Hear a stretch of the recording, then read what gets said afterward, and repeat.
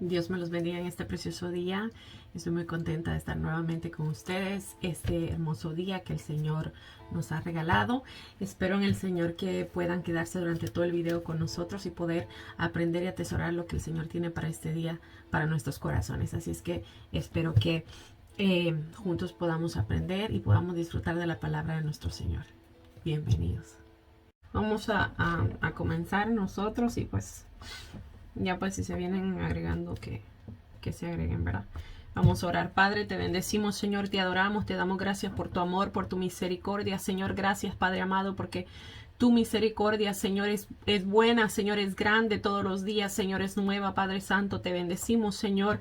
Gracias, Padre amado, porque tu amor eterno nos ha alcanzado, Señor. Tu amor eterno, Señor, nos tiene aquí en este día, Padre Santo, para aprender de tu palabra, Señor. Gracias, Padre amado. Gracias, Señor Dios poderoso, por tu amor y tu misericordia. Te pedimos, Señor, que este día tú te glorifiques, Señor, para tu gloria y tu honra, Padre amado. Que te glorifiques, Señor, en la enseñanza, Señor, que podamos atesorarla en nuestro corazón y ponerla en obra en nuestra vida, Padre amado.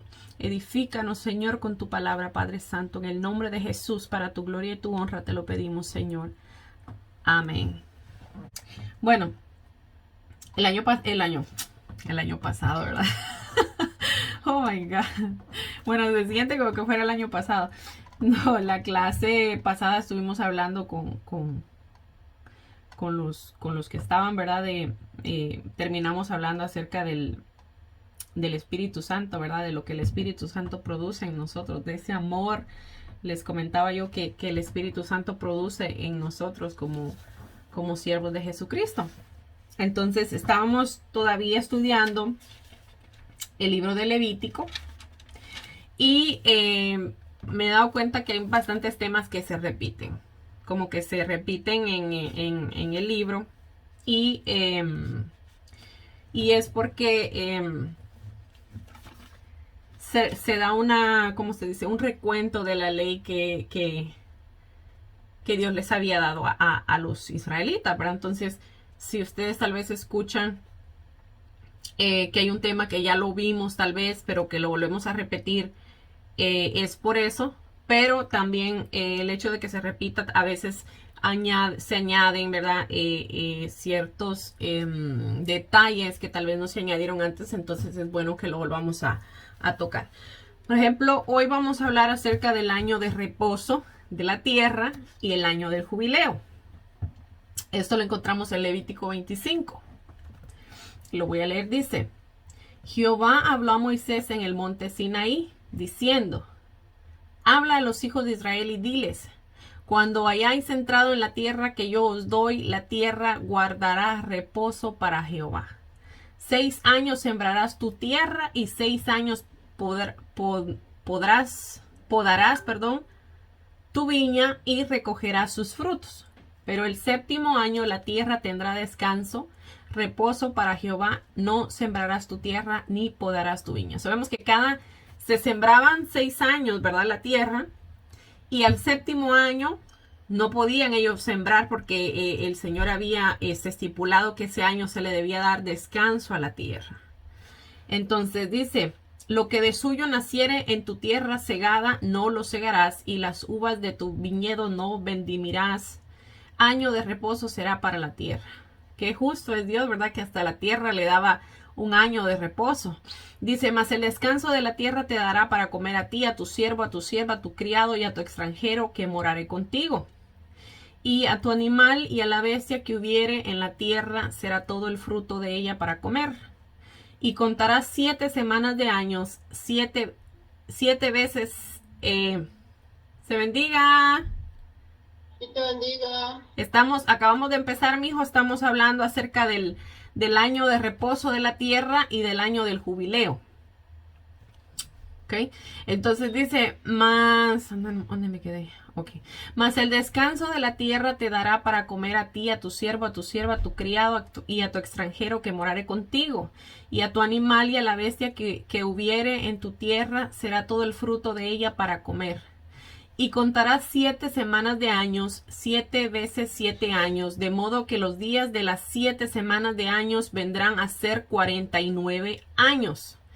El número 7 en la Biblia es sagrado. ¿Okay? Por lo tanto, la expresión 7 veces al año indica un tiempo sumamente sagrado que marcaba el comienzo del año del jubileo. ¿Okay? Ya vamos a entrar en el tema profundo. Ya les voy a explicar qué es el año del jubileo. Dice, entonces harás tocar fuertemente la trompeta en el mes séptimo a los 10 días del mes, el día de la expiación, y haréis tocar la trompeta por toda vuestra tierra. Y santificaréis el año 50 y pregonaréis libertad en la tierra a todos sus moradores. Ese año os será jubileo y volveréis cada uno a vuestra posesión y cada cual volverá a su familia. Sabemos que cada 50 años los israelitas deberían celebrar el año del jubileo. Esto implicaba que si, por ejemplo, ¿verdad? Si yo le había comprado un terreno a alguien, se lo tenía que devolver al dueño original en el año del jubileo. Asimismo, si se habían comprado esclavos, estos tenían que ser puestos en libertad también en el año del jubileo. El año del jubileo o año santo, como se conoce, ¿verdad? Es un año sabático. Es decir, un año de descanso y de servicio con significados particulares. Tiene sus orígenes, como ya estamos viendo, ¿verdad? En el judaísmo. Y obviamente, ¿verdad? También en el cristianismo. Dice el versículo 11, el año 50 os será jubileo, no os sembraréis ni segaréis lo que naciere de suyo en la tierra, ni vendimiráis sus viñedos.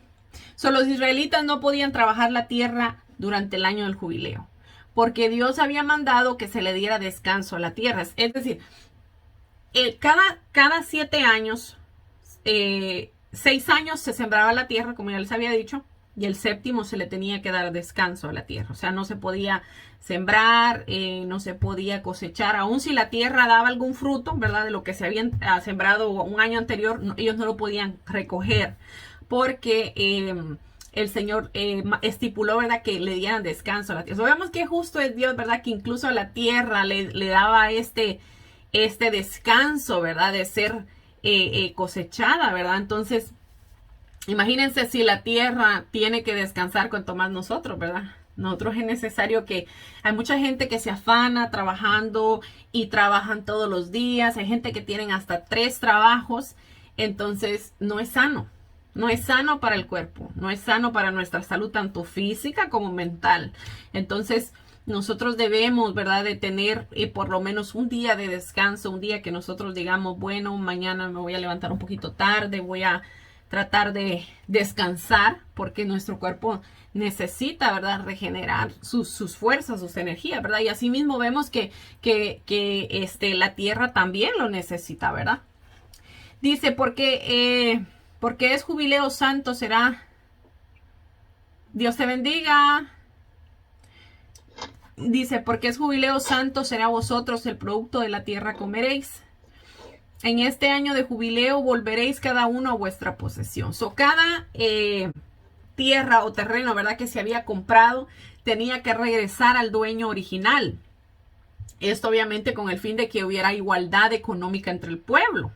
Es decir, ¿verdad? Que los ricos no se hicieran más ricos, ni que los pobres se hicieran más pobres, ¿verdad? Sabemos que también había aquí un balance.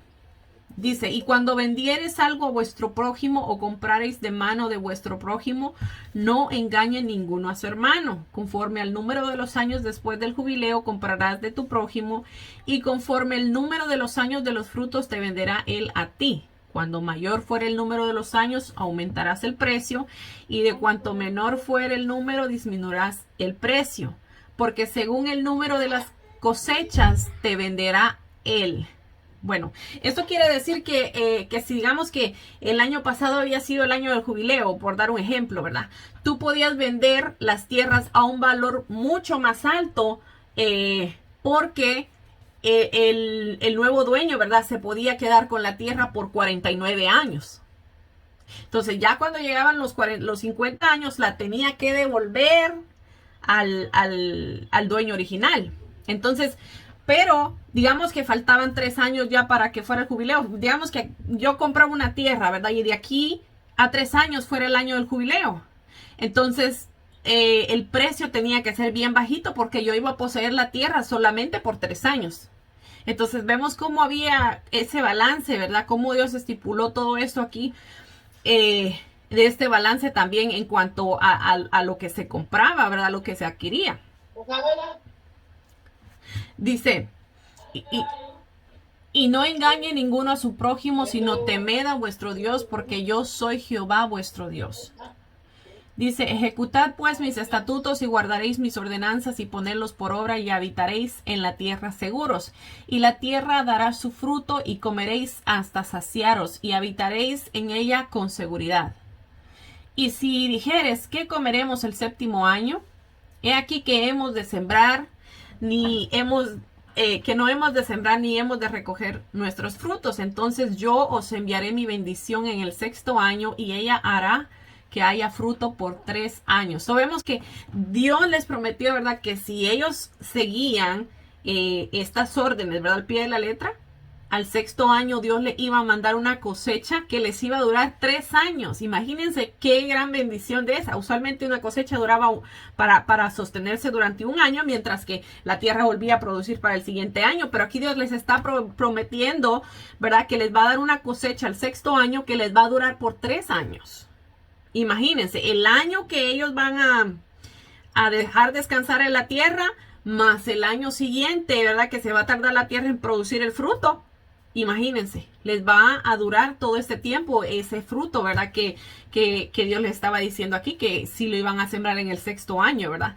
Y dice, y sembraréis en el año 8º y comeréis del fruto añejo hasta que el año 9º, hasta que venga su fruto, comeréis el añejo.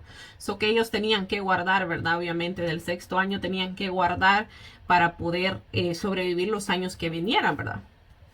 Dice, la tierra no se venderá a perpetuidad, porque la tierra mía es, pues vosotros sois forasteros y extranjeros, sois para conmigo. Prácticamente Dios le dijo a los israelitas, ¿verdad? Que ellos no eran los verdaderos propietarios, ¿verdad? De la tierra, porque ella le pertenece a él, ¿verdad? Entonces, ellos simplemente eran administradores de la tierra, ¿verdad? De igual manera nosotros,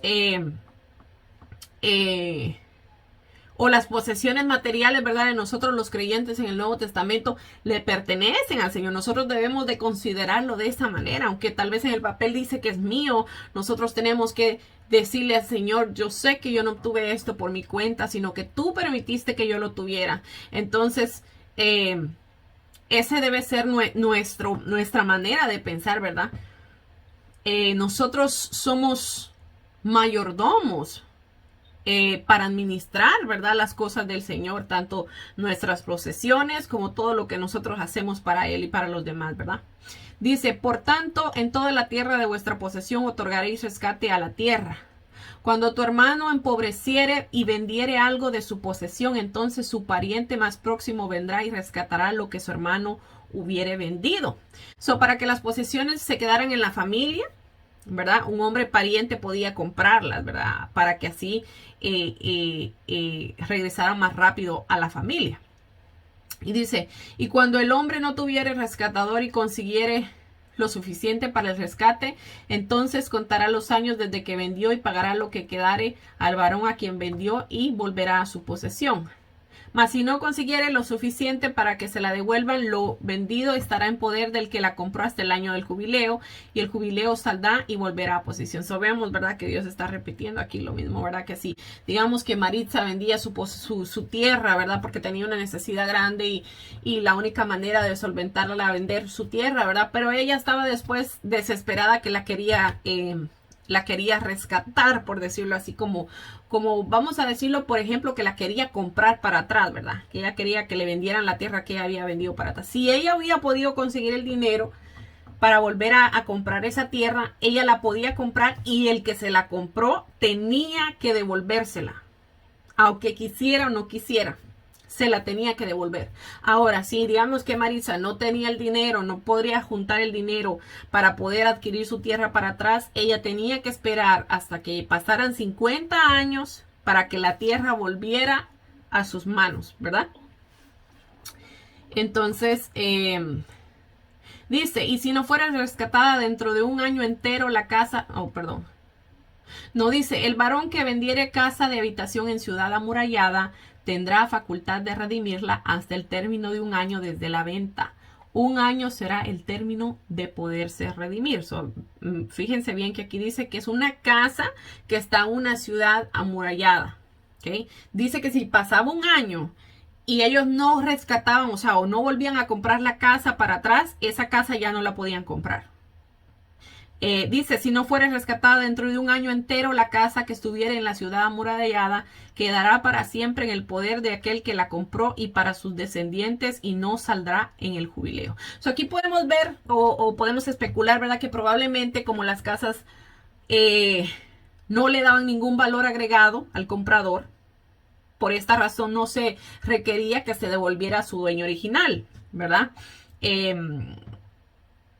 Por ejemplo, ¿verdad? Como dice aquí, ¿verdad? Que estaba dentro de una ciudad amurallada. Eso quiere decir que la casa pues no tenía terreno alrededor, ¿verdad? Entonces el comprador no se podía beneficiar de sacarle provecho a esa propiedad. Entonces, como nosotros tenemos, ¿verdad? Un Dios justo, Dios mandó a decir, ¿verdad? Que si en un año esa propiedad, el dueño original no la volvía a comprar, entonces que se tenía que quedar con la persona que la había comprado, porque obviamente no le iba a dar ningún fruto, ¿verdad? En contraste, cuando se compraba un terreno el nuevo dueño, ¿verdad? Podía hacer dinero con su nuevo terreno, ya que podía sembrar, vender los frutos, pero esto, como ya les estaba diciendo, ¿verdad? No sucedía con una casa que claramente, como lo dice la palabra aquí, ¿verdad? Estaban dentro de una ciudad, ¿ok?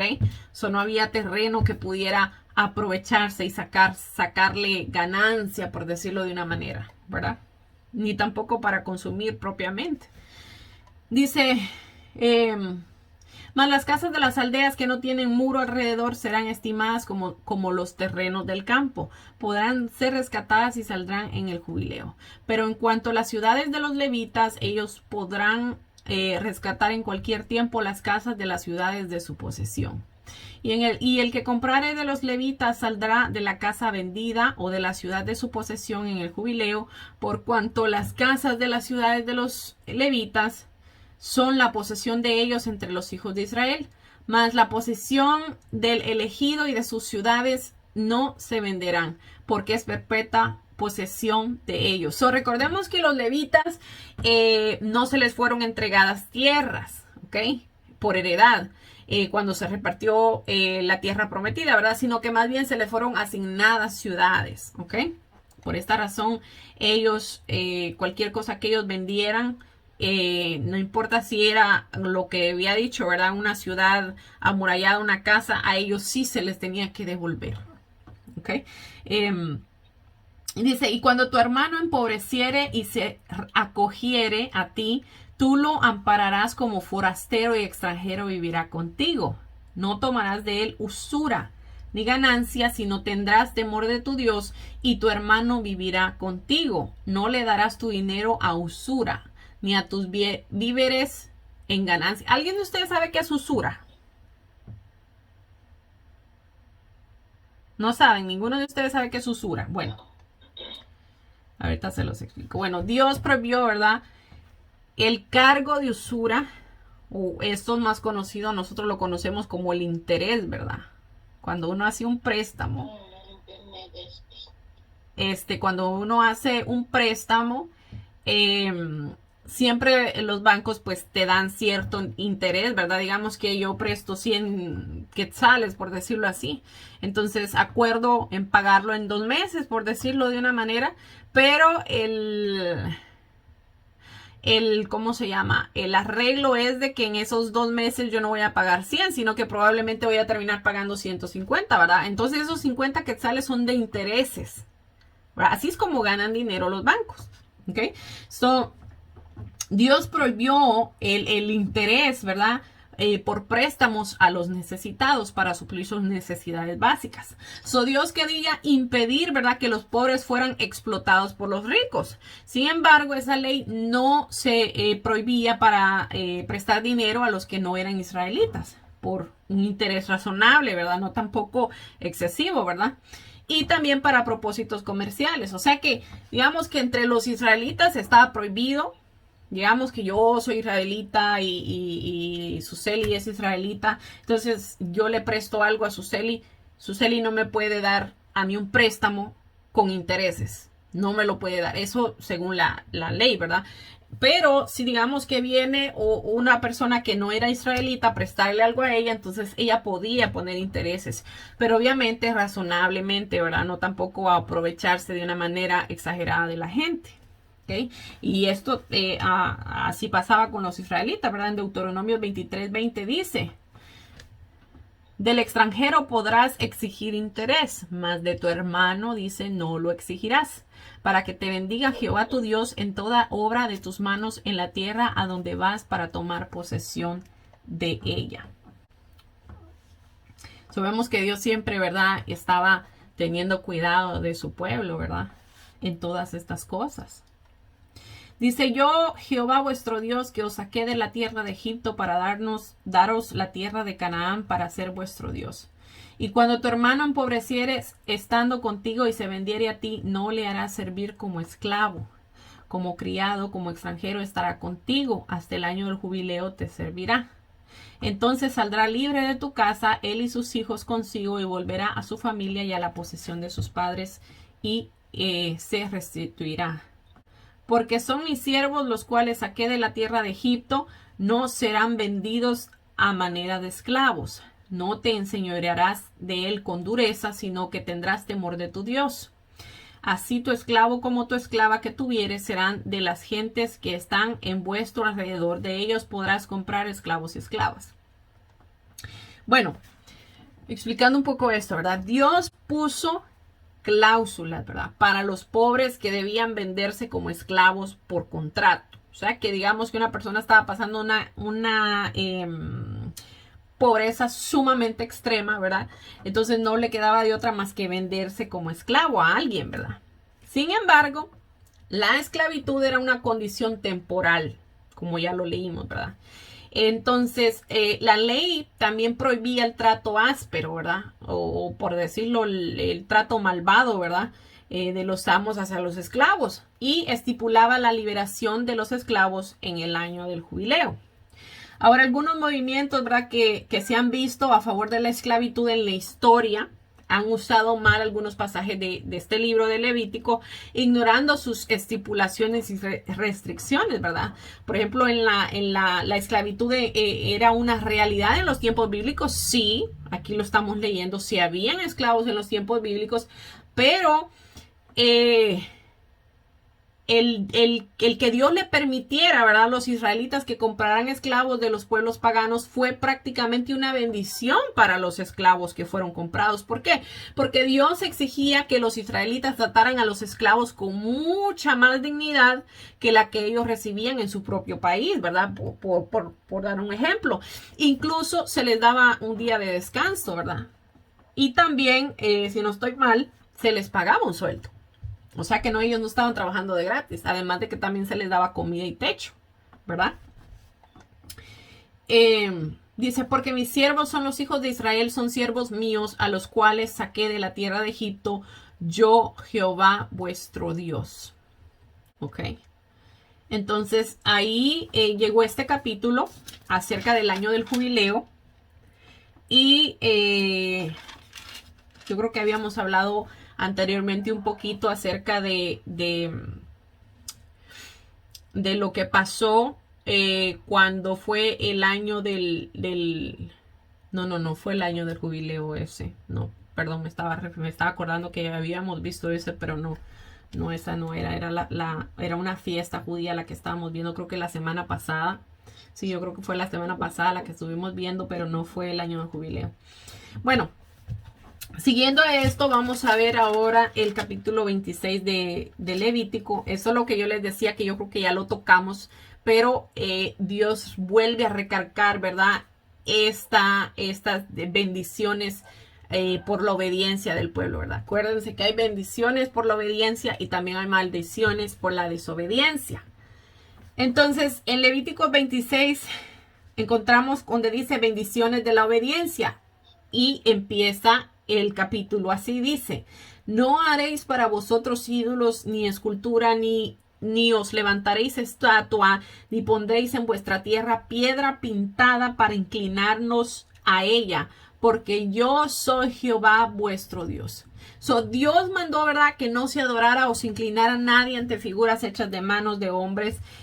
Esto es tan preciso, ¿verdad?, que dice que ni aún una piedra que alguien pudiera pintar para postrarse y adorarla o pensar que de esa piedra iba a salir algún poder, ni aún eso era permitido hacer. ¿Por qué vamos a adorar, como ya les había dicho, verdad? ¿Por qué vamos a adorar nosotros algo creado cuando podemos adorar al creador de todas las cosas, verdad? Que es Dios. Entonces vemos lo preciso que es Dios con esto, ¿verdad? Que siga recalcándole al pueblo de que no es posible que ellos quieran adorar a cosas hechas por hombres, ¿verdad? El versículo 2 dice, guardad mis días de reposo y tened en reverencia mi santuario, yo Jehová. No se podía entrar al santuario de una manera desordenada tampoco. Dice, si anduvieres en mis decretos y guardares mis mandamientos y los pusieres por obra, yo daré vuestra lluvia a su tiempo y la tierra rendirá sus productos y el árbol del campo dará su fruto. Sabemos que la bendición vendría, ¿verdad?, a través de la obediencia a los mandamientos que Dios le había dado a su pueblo, ¿verdad? Dice, vuestra trilla alcanzará la vendimia alcanzará la sementera y comeréis vuestro pan hasta saciaros y habitaréis seguros en vuestra tierra. Y yo daré paz en la tierra y dormiréis y no habrá quien os espante y haré quitar de vuestra tierra las malas bestias y la espada no pasará por vuestro país. Imagínense. Y perseguiréis a vuestros enemigos y caerán espada delante de vosotros. 5 de vosotros perseguirán a 100 y 100 de vosotros perseguirá a 10,000 y vuestros enemigos caerán a filo de espada delante de vosotros, porque yo me volveré a vosotros y os haré crecer y os multiplicaré y afirmaré mi pacto con vosotros. Comeréis lo añejo con mucho tiempo y pondréis fuera lo añejo para guardar lo nuevo. Imagínense que la bendición que venía a través de la obediencia, ¿verdad? Que dice aquí, ¿verdad? Que iban a tener tanto fruto que les iba a dar para comer mucho tiempo y aún dice que ni siquiera se lo iban a poder terminar porque lo iban a tener que sacar para poner el fruto nuevo a guardarlo. Imagínense, les iba a sobrar por decirlo de una manera, ¿verdad? Dice, y pondré mi morada en medio de vosotros y mi alma no os abominará. Y andaré entre vosotros y yo seré vuestro Dios y vosotros seréis mi pueblo. Yo Jehová vuestro Dios que os saqué de la tierra de Egipto para que no fueseis sus siervos y rompí las coyunturas de vuestro yugo y os he hecho andar con el rostro erguido. O sea, ya no van a andar ustedes más cabizbajos, sino que yo los saqué. Fíjense que hay algo que me llama mucho la atención acerca de estos libros del Antiguo Testamento después del Éxodo, porque Dios les recuerda una y otra vez al pueblo judío de que Él fue quien los sacó de la tierra de Egipto. Como quien dice, ¿verdad?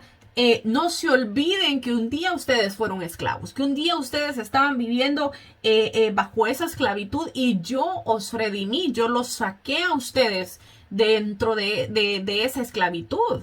Y ahora, por lo tanto, ¿verdad? Hice pacto con ustedes y ustedes deben acatar mi ley, ¿verdad? Mi pacto. Hay una gran recompensa para los que obedecen a lo que Dios ha estipulado en su palabra, ¿verdad?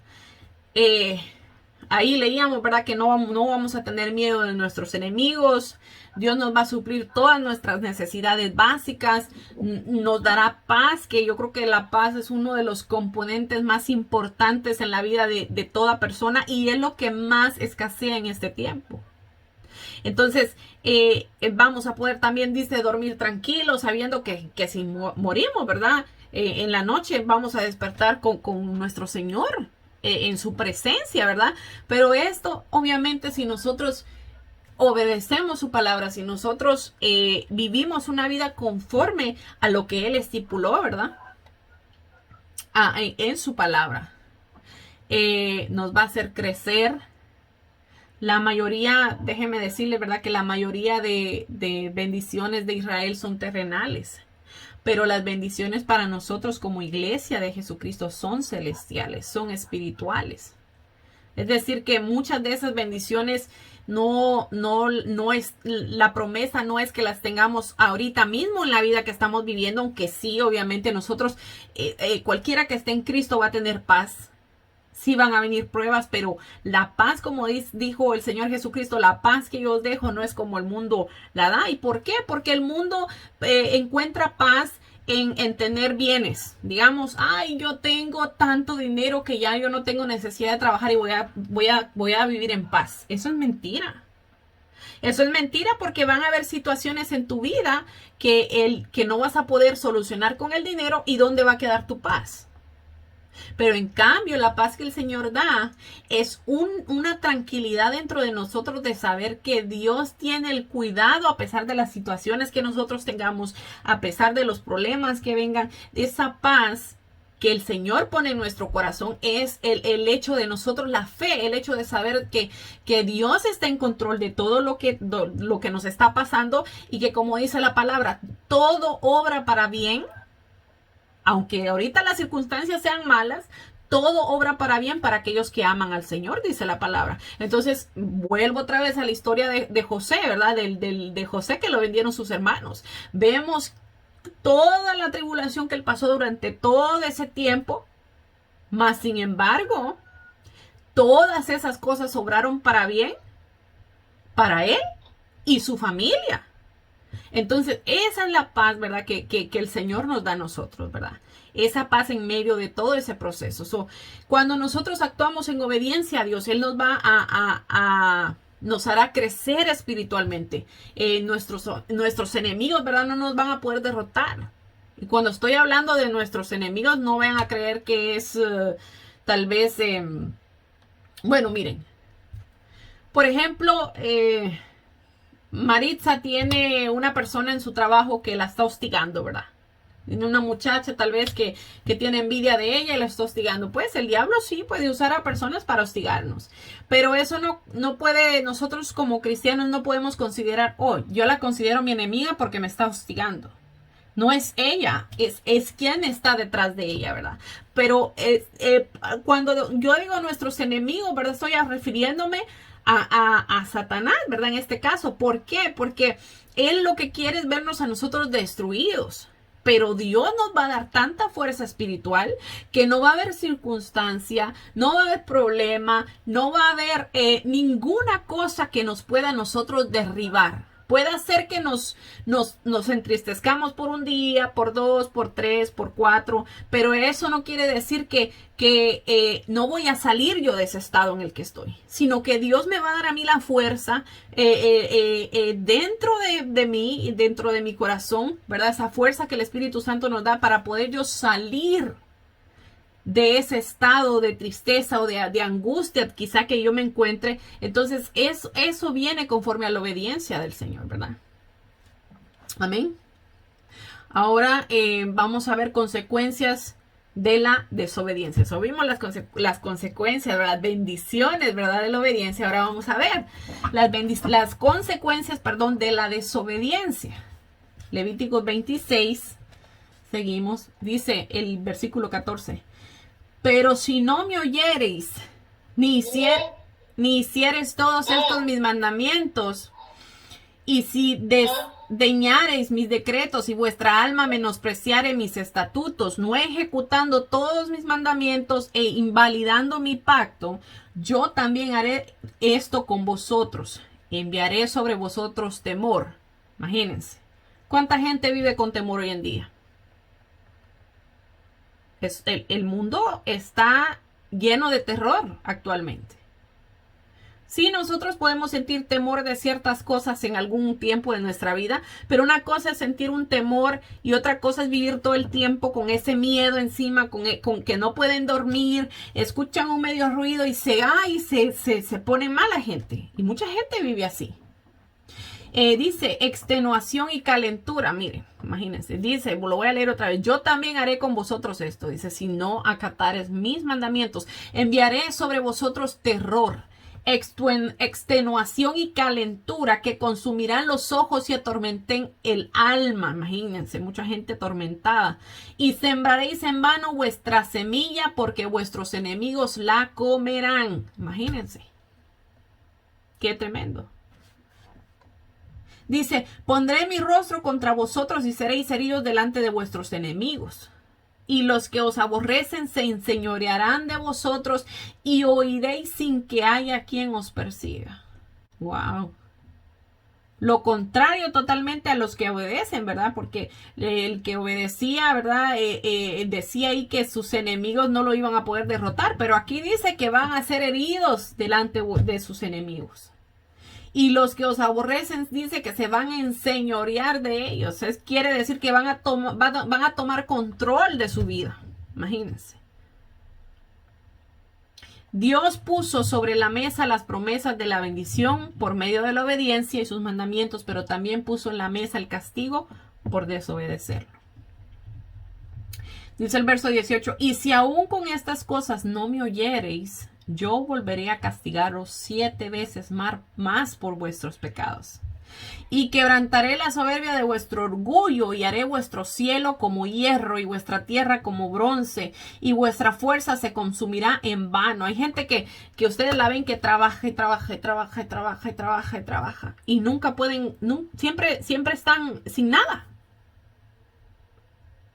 Entonces su fuerza se está consumiendo en vano porque están trabajando para tener más y terminan no teniendo nada. Dice, porque vuestra tierra no dará su producto y los árboles de la tierra no darán su fruto.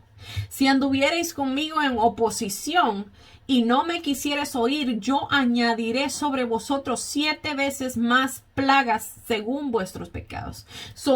Déjenme decirle, hay maldiciones y enfermedades que vienen a causa de la maldad de la gente. Pero esto no quiere decir que no todas las enfermedades pueden verse, ¿verdad?, como una maldición. ¿Ok? Por ejemplo, ¿verdad? Una persona que fuma. A largo tiempo de su vida, esa persona va a desarrollar cáncer en los pulmones. ¿Pero por qué fue? Fue ¿cómo se dice? Fue producto de su propia decisión, porque él pudo haber decidido no fumar. O pudo haber algún punto, ¿verdad?, haber pedido ayuda, entregarle al Señor su situación y salir de esa vida. Pero si la persona misma quiere estar en esa vida, al final esto va a traer consecuencias, ¿verdad? En este caso, una enfermedad. Entonces, pero como les decía, ¿verdad?, no todas las enfermedades nosotros las podemos ver como una maldición. Por ejemplo, la historia de Job. Les voy a resumir un poquito porque obviamente no hemos llegado ahí, ¿verdad? Job era un ganadero muy rico. Esa historia está en la Biblia. Tenía 7 hijos y 3 hijas y numerosos amigos y criados. O sea, era un hombre bien rico. Vivía en una tierra que se llamaba Oz, y la cual es una ciudad mencionada como parte del reino de Edom. Satanás dice que se presentó ante Dios argumentándole, ¿verdad?, que el amor que Job tenía. Job era un siervo de Dios. Él era un hombre temeroso de Dios. Pero Satanás, al ver esto, ¿verdad?, se le dice que se presentó ante Dios, ¿verdad?, y le dijo que el amor que Job tenía o le profesaba a Dios, ¿verdad?, no era porque de verdad lo amara, sino que por las bendiciones que Dios le había dado a Job. Y no porque realmente lo amara, ¿verdad? Entonces, Dios le concede a Satanás el que pruebe la integridad de Job. Pero le dijo, puedes tocar su cuerpo, pero no puedes tocar su alma. ¿Ok? Dice, en este caso, ¿verdad?, como les decía, Dios le concede a Satanás el poder tocar la integridad de Job, ¿verdad?, ponerlo a prueba. Podía tocar los bienes de Job, la familia, el ganado, pero no podía tocar su alma. Esa era la condición, ¿verdad? O sea, no lo podía matar. ¿Okay? Dios le dio a Satanás el poder de que lo podía tocar, tentar, afligir en muchas áreas de su vida, pero no lo podía matar. ¿Ok? Entonces, a partir de esto, Satanás empezó a acechar a Job y le causó muchas desgracias. Satanás estaba decidido a probarle a Dios de que el amor que Job tenía hacia Dios no era porque de verdad lo amara, sino por los bienes que Dios le había dado a Job, o le había permitido a Job que tuviera, ¿verdad? Entonces, le dio una sarna a Job, que era como un tipo de, ¿cómo se llama esto? De lepra. Dice que era horrible la picazón que le daba al pobre Job. También lo atacaron los caldeos y los sabadeos a sus criados. Mataron a todos sus criados. Mataron todo su ganado. Empobreció Job. Encima de eso su esposa lo repudió. Le dijo, maldice a tu Dios y muérete, le dijo la mujer. Imagínense. Qué tremendo, que se te muera tu ganado, toda tu riqueza, que todos tus criados te lo maten. Te quedes pobre y venga tu mujer y te dice que te mueras mejor. Y encima de eso te matan a todos tus hijos. Imagínense todo lo que le pasó a Job. Terminadas las pruebas de Job, Job continúa haciéndole fiel a Dios. Y a pesar de todo lo ocurrido, dice, salió triunfante Job. Por lo que le es restituida toda la prosperidad que tenía anteriormente. El doble de lo que tenía. Y obviamente pues no se le podía dar la vida de los hijos que ya habían muerto, ¿verdad? Pero tiene más hijos. Volvió a tener 7 hijos y 3 hijas.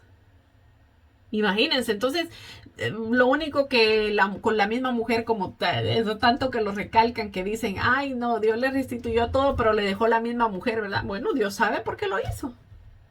Dios sabe por qué lo hizo, ¿verdad? Nosotros no podemos juzgar ese tipo de cosas de una manera deliberada, porque Dios conoce todas las cosas, ¿verdad? Entonces, yo me imagino, ¿verdad? Y mucha gente se burla de eso diciendo, ay, no, es que la mujer de Job era una malvada. Pero imagínense que te maten a tus 7 hijos. O sea, esa mujer tendría que haber, me imagino yo que había tenido que estar devastada, confundida, herida. Entonces, muchas veces la gente tiende a echarle la culpa a Dios, ¿sí o no?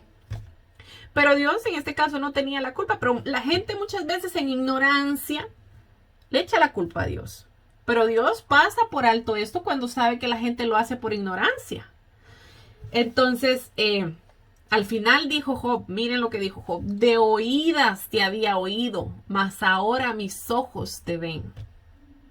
Wow, ese versículo es poderosísimo porque Job había escuchado de Dios, le servía a Dios. Pero después de que pasó en medio de todas estas pruebas, y cuando pasaron todas estas pruebas, él se dio cuenta que solo había escuchado hablar a Dios, pero que no le había en realidad conocido. Pero dice, mas ahora mis ojos te ven. Job pudo ver a Dios moviéndose a través de todas las dificultades que él tuvo, cómo Dios ay, se me olvidó esa palabra, se me trabó. Alguien que me ayude, por favor. Restableció, voy a poner otra porque esa se me fue. Restituyó su vida completamente. Entonces, él pudo ver la grandeza de Dios, pudo conocer a Dios. ¿Ok? Imagínense, esa historia es bien, bien linda. Es bien linda. Cuando lleguemos ahí nos vamos a gozar. Entonces aquí podemos ver, ¿verdad? Que vinieron aflicciones y enfermedades sobre un siervo de Dios, ¿verdad? Que no necesariamente eran por un pecado que él tenía. ¿Ok? No podemos nosotros especular que, ay, ¿a qué le están pasando esas cosas porque está en pecado? O porque saber qué hizo, saber qué está pagando. No podemos nosotros llegar a esas conclusiones nunca, porque nosotros no sabemos por qué Dios está permitiendo las cosas, ¿verdad? Bueno, sigamos. Dice el verso 28, yo procederé en contra de vosotros con ira y os castigaré aún 7 veces más por vuestros pecados. Acuérdense que estamos viendo las consecuencias de la desobediencia, ¿verdad?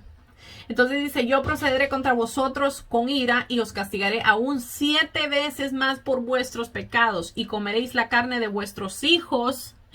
Oh my goodness. Y comerás la carne de vuestras hijas. Imagínense eso. Imagínense que Dios les está diciendo aquí, ¿verdad? Que se van a comer la carne de sus hijos y la carne de sus hijas.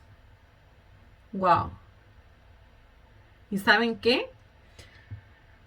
Israel había perdido tanto la fe y se había apartado totalmente de la confianza de Dios y de su pacto con Él, que por estas acciones horribles, tal como Dios les había dicho, se perdió o se echó de un lado a Dios y a su palabra y se perdió el afecto y el amor familiar.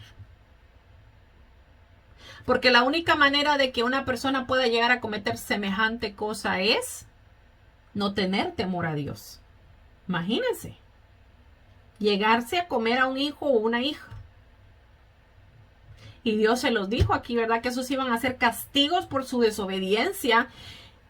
Pero ellos mismos iban a llegar a este grado, ¿verdad? Al alejarse de Dios. Porque como les digo, esto solo lo puede hacer una persona que no tiene temor de Dios.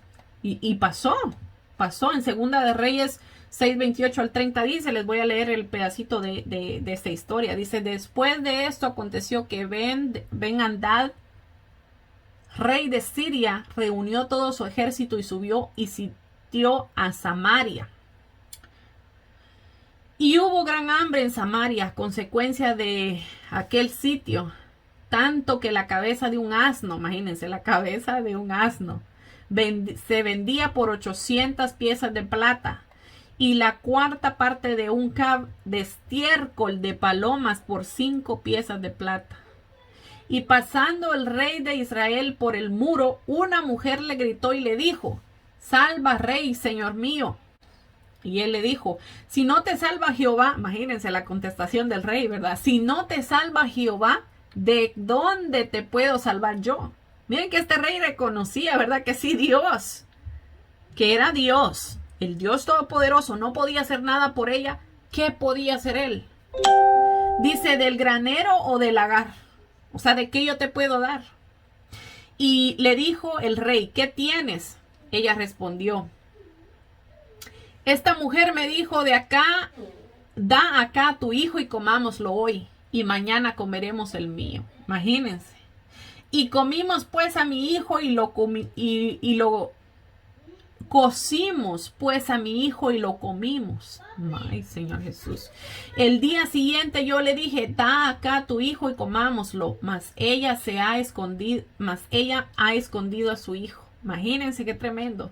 Cuando el rey oyó las palabras de aquella mujer, rasgó sus vestidos y pasó así por el muro, y el pueblo vio el cilicio que traía interiormente sobre su cuerpo. Imagínense que la gente, los israelitas, llegaron a cometer esto por haberse alejado de Dios.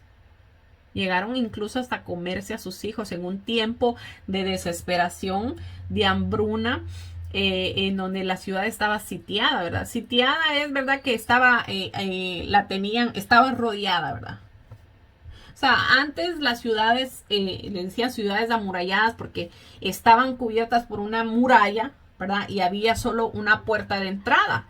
Media vez esta puerta se cerrara, nadie podía salir y nadie podía entrar. Entonces, cuando los enemigos venían, el pueblo tenía que resistir. Ahí se les iban a acabar los suministros, el agua, la comida.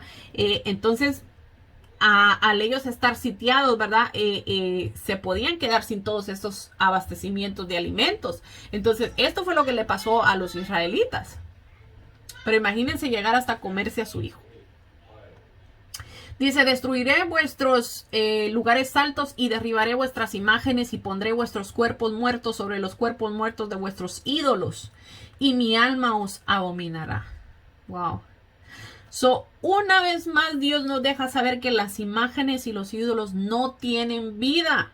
están muertos. Y la advertencia grande es que dice Dios, mi alma os abominará. Por eso estamos estudiando, ¿verdad? Nosotros la Biblia con el fin de conocer lo que Dios espera de nosotros, lo que a Él le agrada y lo que Él aborrece. Y lo podemos ver aquí, ¿verdad? Nosotros no podemos sentirnos culpables, quiero mencionar esto también, por haber hecho cosas en ignorancia. ¿Okay? Porque no sabíamos. Pero la pregunta es, ¿qué vamos a hacer nosotros ahora que sabemos lo que Dios aborrece y lo que Dios demanda de nosotros?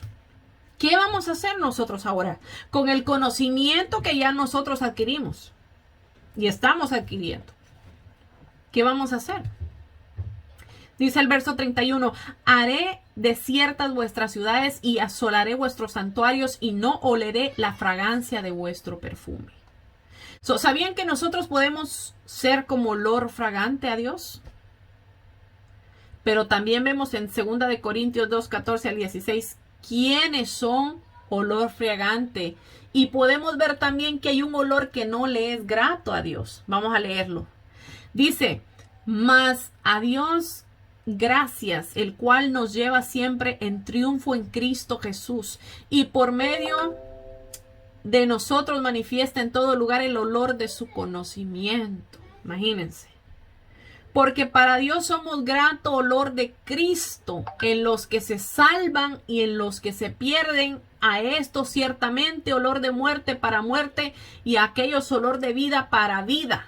Imagínense, hay dos tipos de personas. Los que se salvan y son olor grato y los que se pierden, que tienen olor a muerte delante del Señor. Podemos ver aquí que, como les dije, ¿verdad? Hay dos tipos de personas. La pregunta esta noche es, ¿en cuál de los dos grupos estamos nosotros? Fíjense que Pablo dice que el olor a Cristo está en los que se salvan. ¿Olerá nuestra vida a Cristo? ¿Olerá nuestra vida a muerte? ¿Quiénes son los que huelen a muerte? Vamos a verlo. Romanos 8:8 dice, y los que viven según la carne no pueden agradar a Dios. Pero, ¿qué es andar en la carne? Bueno, la Biblia lo dice. En Gálatas 5:19 al 21 dice, y manifiestas son las obras de la carne, que son adulterio, fornicación, inmundicia, lascivia, idolatría, hechicerías, enemistades, pleitos, celos, iras, contiendas, disensiones, herejías, envidias, homicidios, borracheras, orgías y cosas semejantes a esta. Dice, acerca de las cuales dijo Pablo, yo os amonesto, como ya os he hecho antes, que los que practican tales cosas, dicen, no heredarán al reino de Dios. Por eso es que nosotros no podemos decirle, ay, se murió tal persona, tal de que, ay, que Dios lo tenga descansando en su santo reino. Si nosotros sabemos que era un borracho, que era un parrandero, que era un mujeriego, que era un maldiciente, no podemos nosotros llegar a pensar que esa persona está gozando del gozo del Señor. Ahora, déjenme decirle, la persona pudo haber sido todo esto durante su vida, pero si en el hecho de su muerte esta persona se arrepintió, ahí Dios lo perdona. Y esta persona puede recibir el perdón ahí mismo y poder irse a gozar del gozo del Señor, ¿verdad? Pero esto difícilmente va a pasar en todos los casos, ¿ok? Si nosotros estamos dominados por todas estas cosas que les acabo de leer, que son las obras de la carne, va a ser imposible que nosotros podamos agradar a Dios. Y comúnmente la gente que no conoce a Cristo está gobernada por las obras de la carne. ¿Por qué? Porque es imposible que nosotros podamos dominar las obras de la carne por nosotros mismos, sino que el Espíritu de Dios es el que nos da a nosotros el poder para dominar la carne y poder resistir a ella. ¿Okay? Cuando yo digo la carne me estoy refiriendo a todas estas cosas que les leí, ¿verdad? ¿Quién no ha sentido alguna enemistad por alguien algún día en su vida? Todos. Todos hemos tenido pleitos, todos hemos tenido celos, nos hemos airado, hemos estado en contiendas, hemos estado en herejías. Herejías son pues todo lo que va en contra del Señor, ¿verdad? De la doctrina del Señor. Todos hemos tenido envidias, muchos han matado gente. La mayoría de nosotros nos hemos emborrachado.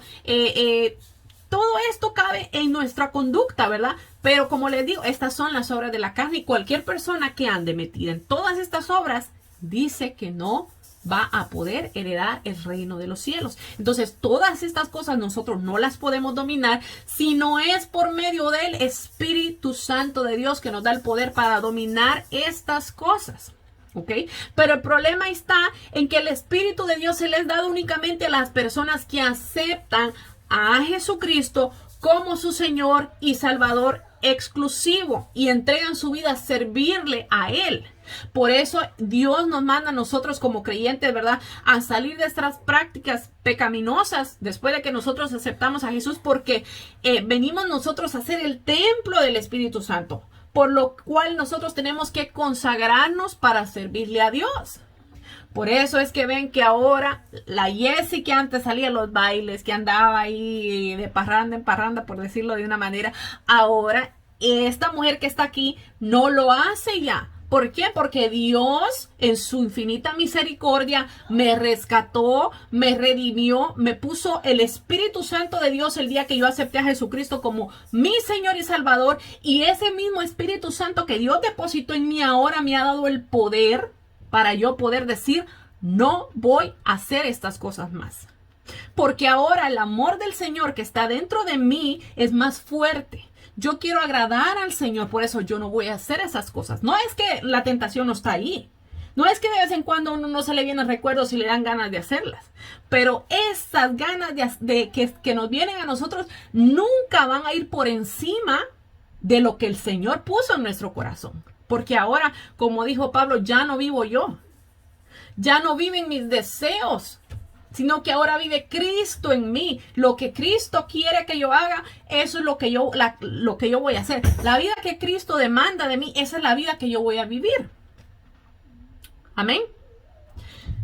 Aleluya. Entonces, meditemos en estas palabras. Como les decía yo, ¿verdad? Nosotros hicimos muchas cosas por ignorancia, no sabíamos. Pero ahora que nosotros tenemos el conocimiento, ¿qué vamos a hacer con lo que ahora sabemos? ¿Vamos a seguir practicando las mismas cosas? ¿O vamos a rendir nuestra vida al Señor y decirle, Señor, ¿sabes qué?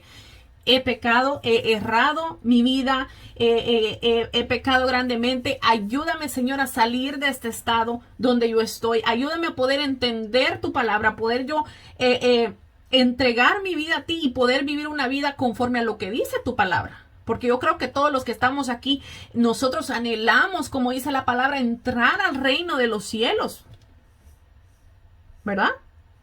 Entonces, en nosotros está el que nosotros le entreguemos nuestra vida al Señor y que empecemos a vivir una vida conforme a lo que Dios demanda de nosotros. Vamos a orar, yo creo que ya llegamos a la hora, yo me tengo que ir. Vamos a orar rapidito y por favor, si tienen alguna pregunta, me la mandan en privado y yo con mucho gusto, ¿verdad? Más tarde o ya sea otro día podemos discutirla. Amén. Padre, te bendecimos, Señor, te adoramos, te damos gracias, Padre amado, por tu misericordia, Señor. Gracias porque nos has permitido, Señor, podernos reunir, Señor, aunque sea a través de esta cámara, Señor, pero tú que eres poderoso, Señor, envías tu palabra a nuestro corazón, Señor, en donde ella con su poder, Señor, nos cambia, Padre amado. Así lo creemos, Señor. Gracias te doy por cada uno de mis hermanos, Señor, de los amigos, Señor, que se han conectado, Señor, que van a ver el video, Señor. Yo te doy gracias por cada uno de ellos. Te pido que los bendigas, Señor, y que tu palabra, Señor, nos siga transformando cada día, Padre amado. Para tu gloria y tu honra, Señor, te lo pedimos. En el nombre de Jesús. Amén. Bueno, que Dios me los bendiga, que Dios me los guarde y si Dios permite, pues nos vemos. Yo les aviso cuándo, porque yo creo que el sábado que viene, pues no se va a poder, pero vamos a ver si lo cambiamos para otro día. ¿Ok? Que Dios me los bendiga y pasen feliz tarde. Adiós.